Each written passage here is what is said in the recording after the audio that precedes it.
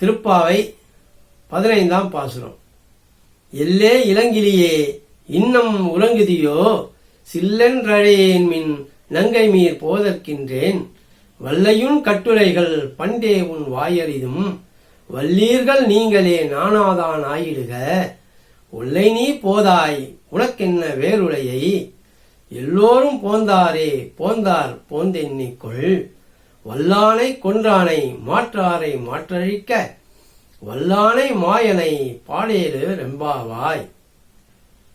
இனி இப்பாசுரத்தின் விளக்கத்தினை நாம் காண்போம். இளமையான கிளி போன்றவளே, என்ன இது, இவ்வளவு நேரம் பெண்கள் எழுந்து வந்த பின்பும் நீ உறங்குகின்றாயே என்று துயில் எழுப்ப வந்தவர்கள் கூறினார்கள்.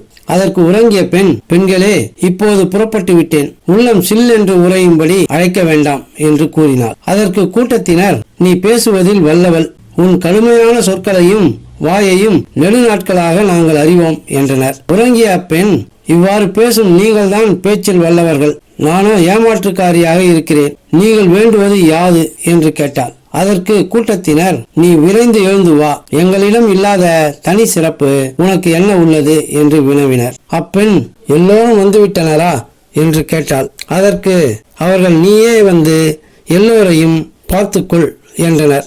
அவள் அவர்களிடம், என்னை எதற்காக அழைத்தீர்கள் என்று கேட்டாள். அவர்கள், குவாலயபீடம் என்ற யானையை கொன்றவனும் கம்சன் முதலான பகைவர்களின் மிடுக்கினை அழித்தவனுமாகிய மாயனான கண்ணனை பாடுவதற்காகத்தான் அழைக்கின்றோம் என்று கூறினர். இதுவே இப்பாடலின் கருத்தாக உள்ளது.